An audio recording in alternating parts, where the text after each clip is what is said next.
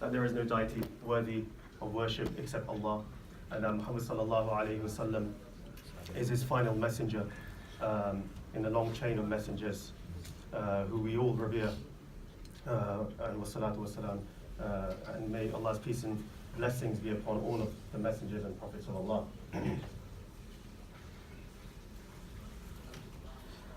Assalamu alaikum wa rahmatullahi wa barakatuh. Allah's peace and blessings be upon all of you. It's been quite a while since I've been here, probably 6 years or something. I think it's been a while. Some familiar faces, some new faces, and it's wonderful to see that the community over here is still progressing very well, and that everybody seems to be in good health. Alhamdulillah, and when I say good health, in the sense that whatever personal circumstances you have in your health or your life, that you are still here. You are here on time during Yom al-Jummah, the day of Jummah, to remember Allah subhanahu wa ta'ala, to really reflect upon how your lives are, to reflect upon how your week has been, to reflect upon how you can improve your life, how you can develop a closer relationship with Allah, and how you can develop a closer relationship with people in your lives who matter.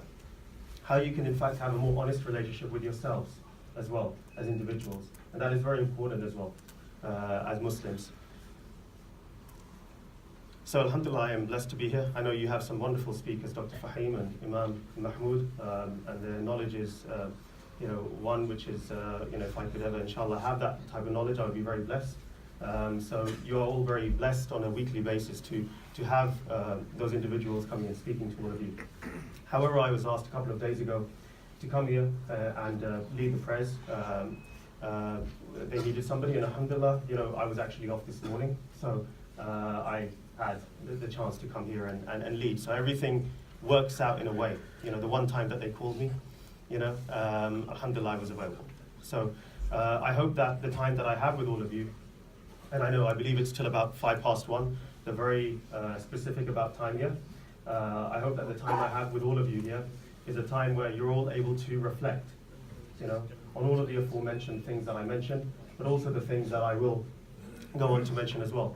And I would like to say that whatever good that comes from this, it is from Allah, and whatever bad that comes or comes out of my mouth is from me. So I think one of the things that we should all remember as we come here, we come on a weekly basis. A lot of us, we come to the masjid, or we go to many masajid perhaps on a weekly basis, and Friday is known for that. Some of us, this might be our only kind of interaction with the masjid, and that's fine. I'm not here to judge, but what it does mean, it means that is an opportunity for you all to kind of learn something all. Whether you are young, whether you are old, it is all an opportunity for all of us to be reminded of things that we already know. So I ask, and I wonder, all of us, we wonder where we are in our lives right now. We look at our lives, and where are we all in our lives? We may be, starting off in our lives, we might be very young, we might be of young age. I believe it's the holidays, that's why all the kids are here.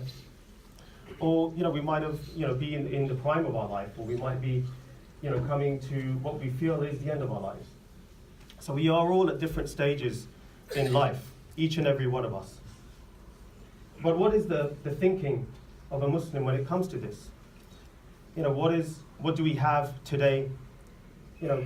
What do we have that, and where are we as Muslims, each and every one of us?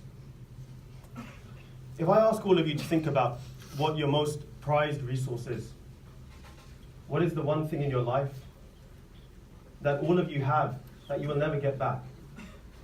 That one thing that you have. If you all take a moment just to think, what is it that it could be? That is that one thing in your life that you have right now that you will never get back. The moment you leave this masjid, you will never get this back. And that is your time. Your time is probably the most valuable thing each and every one of you has, myself included. Our time. But how much do we really reflect upon our time? The time that we have been given, the time that we are blessed with, the time which feels so short at times, the time that we define when we're having such an amazing time with the people that we love in this world, that time seems to be fleeting. That time suddenly just goes. And at the same time, when we are going through difficult periods in our life and difficult moments in our life, those moments feel like those moments alone feel like all of eternity. We feel like they will never come to an end. Those moments of difficulty and trouble. So time is something that we all lose constantly in our lives. We may all have things like family, parents, siblings, partners, wives, husbands, children. We may have wealth. We may have one property we live in. We might have another couple of properties rented out. We may have multiple cars. We may have everything that man could want in this world. Allah says in the Quran, "Al-malu wal-banuna zinatul hayatid dunya." That wealth and children, and in fact, wal-banun, specifically talking about sons here, because even as is relevant today as was in the time of when the Quran came, that sons were regarded as a very noble thing. Al-malu wal-banuna zinatul hayatid dunya. They are things that are beautified for this world. And these things that we have, the things that we cherish so much, the things that we long for so much, our work, our businesses, growing our businesses, the things that we really love so much, everything we have in this regard, will this stay? No, everything will go one day. But that doesn't mean that we don't live in this world. But all I am asking, and all I am reminding each and every one of us, and myself included first and foremost, is that we prioritize our time properly. Is that we really give time its relevant, and we respect time, and we understand time. Allah subhanahu wa ta'ala in the Quran, many times in the Quran, He swears by many things. For us as people, sometimes when we're trying to make a point across, we say, no, wallahi brother, I swear by Allah. I swear by this, And when you're in school, you say other silly things, I swear by my mum or this and that. We regard, because what we swear by is something that is, the most important thing, or something that, is of truth. It is not something that is untrue. So Allah in the Quran, He swears by many things. Once in one passage He says, "La uqsimu bi yawm al-qiyamah." I swear by Yawm al-Qiyamah, that by the day of judgment, the truth of that. The statement that will come next will be true. But that statement itself is very true. So Allah, even regarding time, He mentions wal asr, by time. And the Arabic language, the nuances of the Arabic language are such that, words, when we say casually in the English language, time, we think that time is something that, there's only, we may think about it, time is time, right? But time is short, time is long. How do we define time? Allah subhanahu wa ta'ala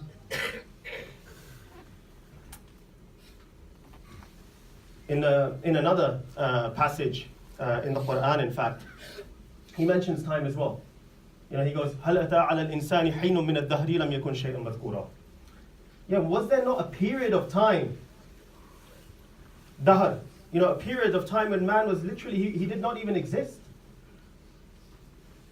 So before our existence as human beings, even before our riyah, even before our souls were gathered, in front of Allah, before our existence as beings, as human beings in this world, and there's reference of this in Surah Al-A'raf, verse 172.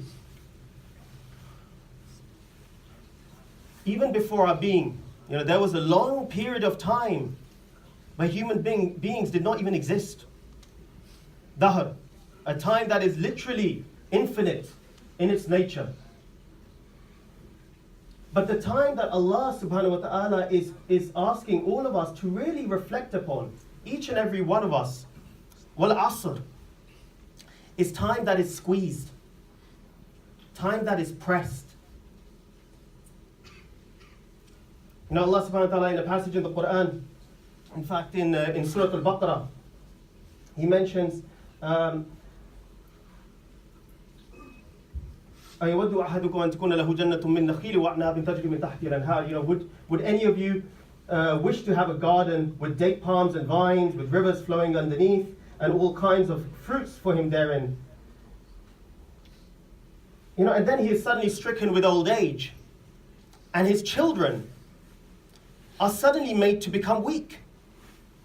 وَلَهُ ذُرِّيَّةٌ ضُعَفَاء.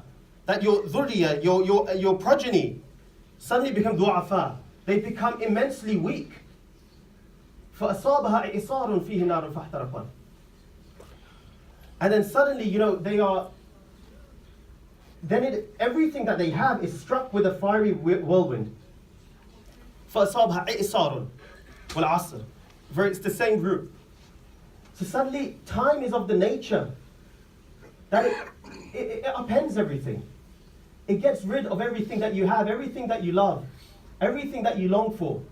Within a moment, time's nature is such that it gets rid of everything. Time is pressed. So Allah subhanahu wa ta'ala says in Surah Al-Asr, as all of you know, إِنَّ الْإِنسَانَ لَفِي خُسْرٍ. That indeed, man is in loss. By time, I swear by time. Indeed, man is in loss. Because such is the nature of time. That it is something that we as human beings are constantly in a state of loss.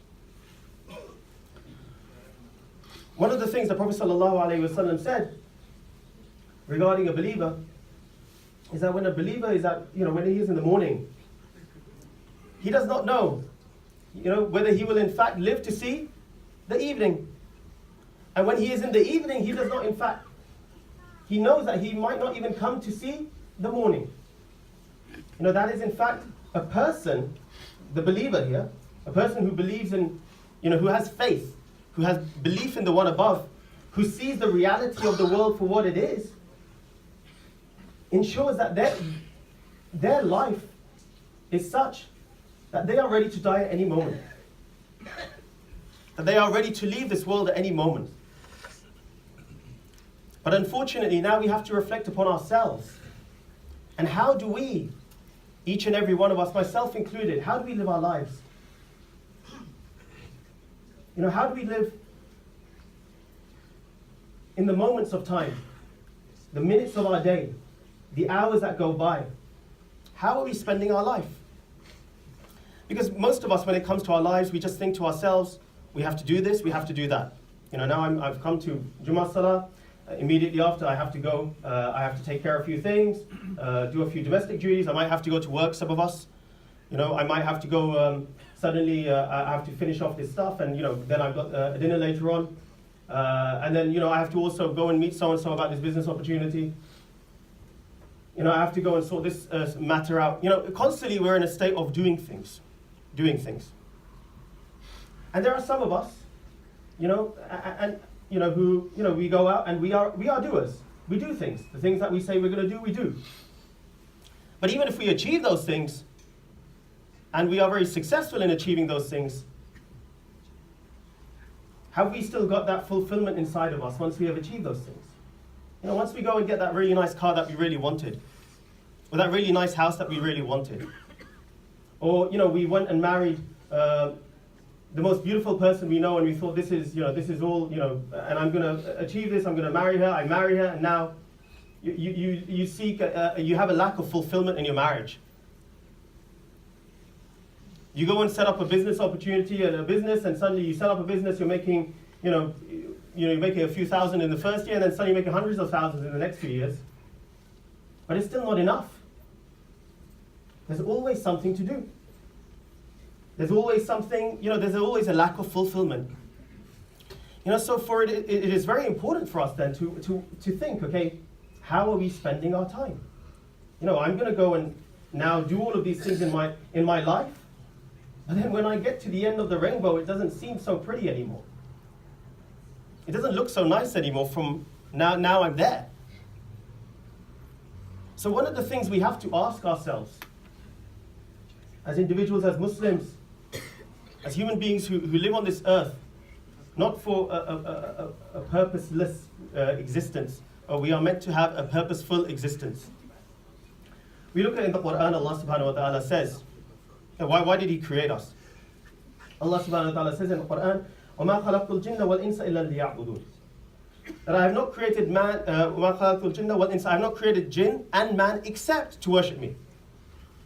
Okay, now Muslims will think, okay, and a lot of people, they take this out of context. You know what this means? That this world, I'm purely going to worship Allah, and that is it. I'm going to rid myself of my responsibilities and the things that I have to do. You know, those cars I was going to buy, the house I was going to invest in, my property and everything, and my business, you know, my career goals, everything. Forget it. I'm going to sit at home and I'm just going to worship Allah. You know, people think this. It's not something I'm imagining.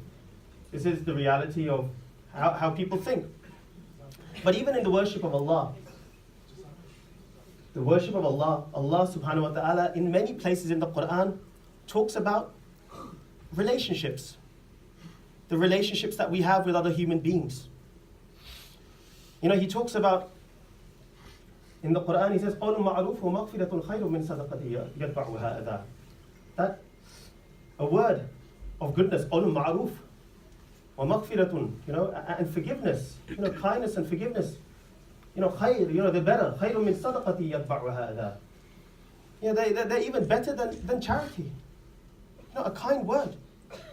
You know, He's teaching us about what? Relationships here. And how we are with other human beings. That's why in the Quran talks about parents. وَبِالْوَالِدَيْنِ إِحْسَانًا. You know, in the superlative, in English grammar, we say, إِحْسَانًا, you know, be the best that you can be to them. Not just good or okay, but be the best that you can be to them. وَبِذِي الْقُرْبَى. And to those who are قُرْبَى قَرِيب, you know, for those of you who speak Urdu, قُرْبَى, those who are near to you, your relatives. You know, and also to your relatives as well. You know, be the best that you can be to all of them.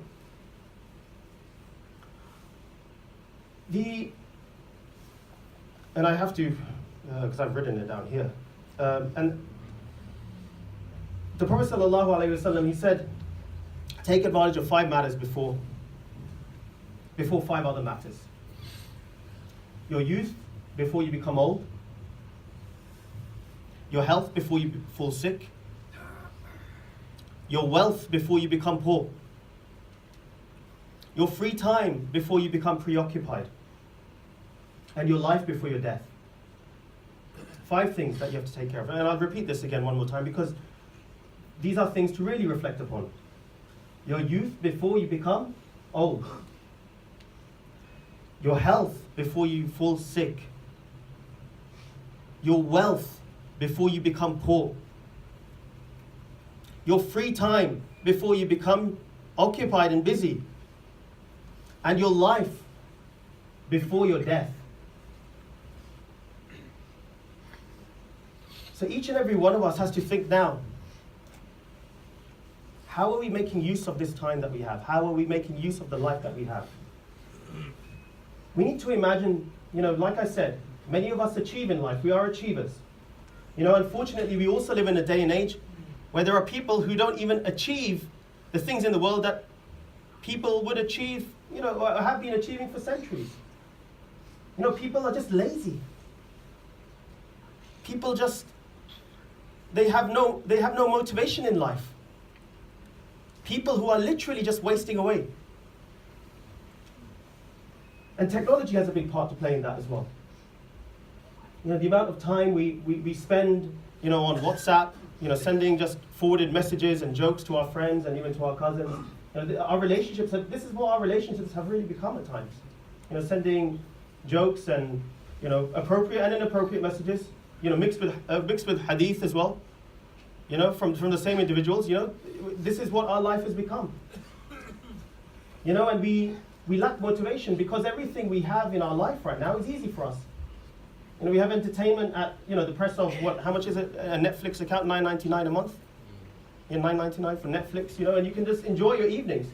Literally, you come home 5 o'clock, and the nature of the way Western society is set up, you come home at 5 o'clock, and now you can just enjoy your evening. You just turn on Netflix, and you can just forget all your woes. You can forget about striving in life.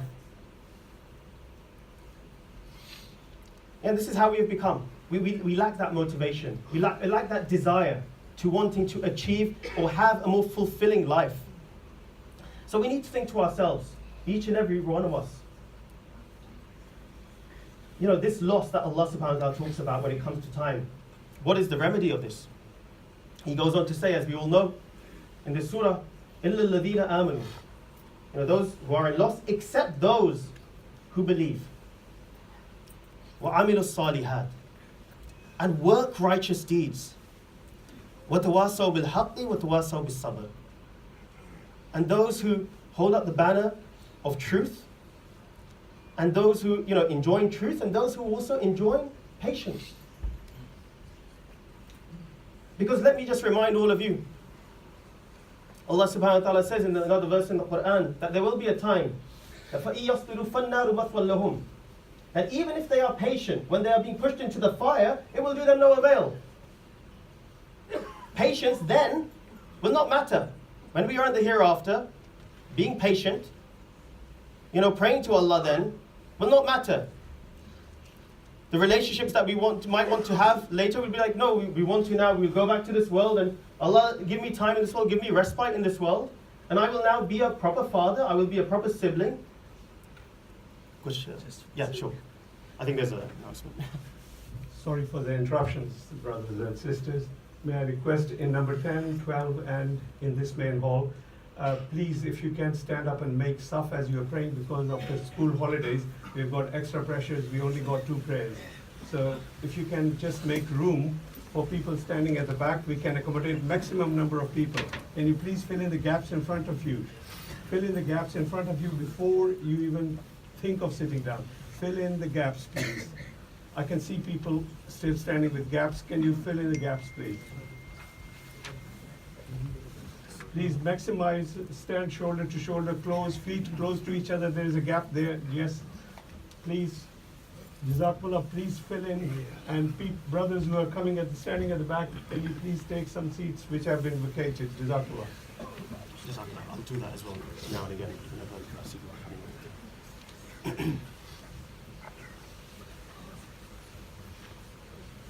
Jazakallah khair for your help. So there will be a time, when we've left this world, where suddenly time will not be limited anymore, but time will be infinite, and as I mentioned, people at that period of time who want to come back into this world and will literally beg Allah, let me back in this world, and I will do things right now. But at that moment it will be of no avail. So Allah has said basically, except those, losses for those, except those who in fact believe, And what is belief? Belief is not just belief in Allah, but belief in, having faith in this, having faith in general in life. Not thinking that your life is going to just be how it is right now, but that you can improve it, that you can have a better life, that you can have more meaningful relationships with the people that you care about, that you can fix the relationships with the people that you care about. Your father, whom you perhaps don't speak to, or you have a very formal relationship with him. The father who perhaps you have not kissed, or you have not embraced in years. Or your wife, or your children. You perhaps are lacking in a fulfilling relationship with so many of the people who are close to you, whom Allah has kept close to you, or He has made them a part of you and your life. One of the beautiful things about Islam is that it teaches you to live a life of service. I know we live, and many of us, many Muslims, we live in a very kind of dependent culture. Many of us do, and there's nothing wrong to a certain extent. Alhamdulillah, we have families, and a lot of people who aren't Muslim and who see Muslim families, they're like, wow, you have big families. And that's great. That's a wonderful thing, because they don't perhaps have, families themselves, or, big families. But unfortunately, at times, it becomes a very dependent relationship. So in fact, what ends up happening is that, when your youngsters grow up, they get to their teens and they get a bit older, they just want to suddenly live a life of independence. They're like, you know what, Dad, Mum, you've been great, but now I need to live my life. I need to just do things for myself, right? That's what we think, right? I need to do things for myself, and I need to explore life and whatnot, and we kind of get into that mindset as well. But what we realize after we've kind of enjoyed that period of life enough as it is, we suddenly start valuing, those relationships again. And we realize that, it's good that I have parents still that are alive. I'm really blessed that I have siblings. I'm really blessed that I can be, that I have the opportunity now, to be an amazing brother, to be a person who has an amazing relationship with my parents now. So what do we want as Muslims? Faith is also about having faith, and working righteous deeds. Having faith in first that end goal. What do you want? Don't just be doing things for the sake of doing them. If I ask you, why are you going and working? Like, no, I'm going to just, somebody has to pay the bills. Why are you working? No, I have to pay bills. There are people in this world that don't pay bills, and they have very fulfilling lives. There are people. So what do you want in life? So we have to think to ourselves what it is that we want. We want more fulfilling relationships with the people that we care about, the people that we love. We have to understand even, in terms of, so faith and then working righteous deeds in that regard to ensure we have those relationships, but doing them properly as well. So even in our day-to-day life, our businesses, our work life, a lot of us think, okay, as long as I, get the deal done, then that's all that matters. It doesn't matter if I'm dishonest. It doesn't matter if I lie. It doesn't matter if I win at the loss of somebody else. A lot of us have this mentality, because we think the world is a hard place. But then is it really worth it? Is that real true success if we do things the wrong way? What does Allah say? وَتَوَاصَوْا بِالْحَقِّ وَتَوَاصَوْا بِالصَّبْرِ. enjoying truth, and enjoying, patience. There is no value in something if we do things in a morally corrupt way. So we have to also understand, our relationships with people and how we are dealing with people on a daily basis. We need to have more fulfillment in, the way we interact with people as well on a daily basis in our lives. Because when we, again, coming back to time, when we think of time, the reality is none of us know if there will be tomorrow. Today is the only day. So the relationships that you have with everybody today, make sure that it is something that is meaningful.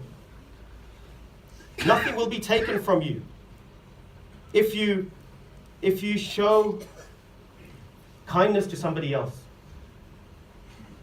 So make the most of your time. But again, and I come back to it, and I mentioned that a lot of us, we will pray. We will pray 5 times a day. We will read the Quran. And we may have the most awful relationships with our family members. Somebody once told me, how do we really know if our salah is accepted? How do we know if our prayers are accepted? Really, how do we know? Because what is salah there for? It is a guard, right? It is something that we use to protect us and guard us from evil, right? So that's its what? That's its purpose, right? One of its main purposes, other than obviously worshipping Allah. So how do we really know if our salah is truly accepted as human beings? You're going to pray your Jummah, you're going to go and pray your Asr in a few hours' time. How do you know that these prayers are accepted?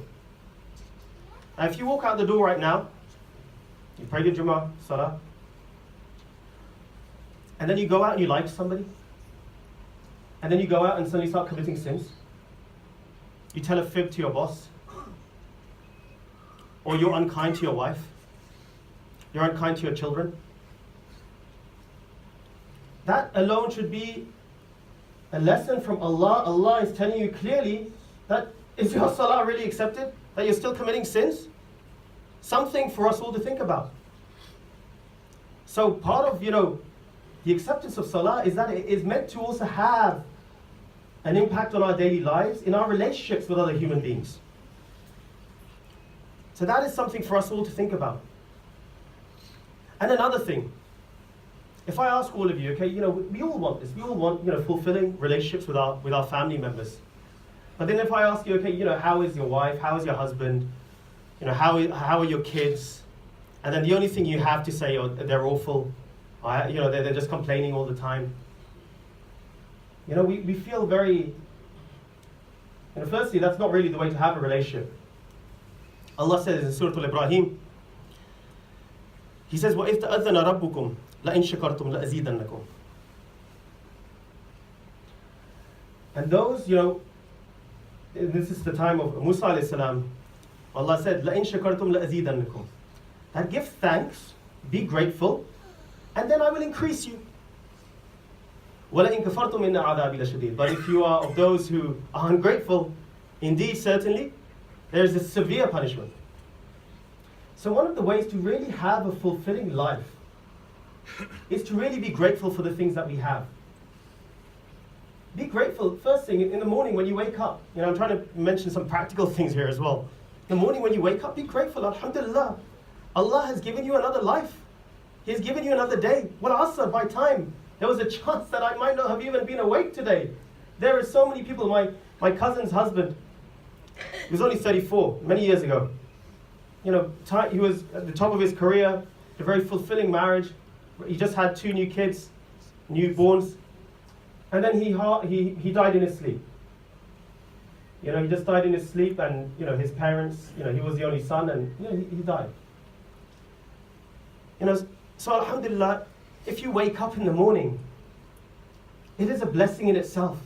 Be grateful to Allah. Say, alhamdulillah, I am grateful to Allah that I am awake today. I am grateful that you have given me breath, the ability to breathe. I am grateful that if I want, I can go and get food. There are people in this world, they do not even have the opportunity to go and get food. They struggle for days on end. People in conflict zones that don't have food on a daily basis. It is, in fact, a magnificent day for them if they get food, even a little bit of food. And we can go to Tesco, we can go anywhere. They have 24-hour stores. We are so grateful. We should be so grateful for that we have, food. There is no nothing that we do not have. We should be grateful that we have loved ones, that we have a spouse, that we have children, and that we have the opportunity to make wonderful, fulfilling relationships with all of them. Having a fulfilling relationship with your children and your wife or your husband doesn't necessarily mean, cooking food or suddenly just, paying the bills and, I give them a house and that's my duty done.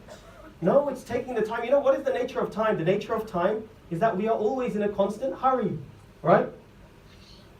They did this study of these ministers in the US, and I'll quickly mention this. And these ministers, they came and they joined the ministry, and people asked, why did you join and everything? And they basically said, the reason we joined is because we wanted to serve others. Why did we join? We wanted to serve others. As people, they come to faith and they try to get into, they learn the faith because they want to serve other human beings. And then they said, okay, what you have to do now as ministers is you have to go and give a speech about how it has been for you in the ministry. Okay? And what we found, all right, was then they split them into 2 groups of people because they wanted to test them out. They split them in 2 groups of people.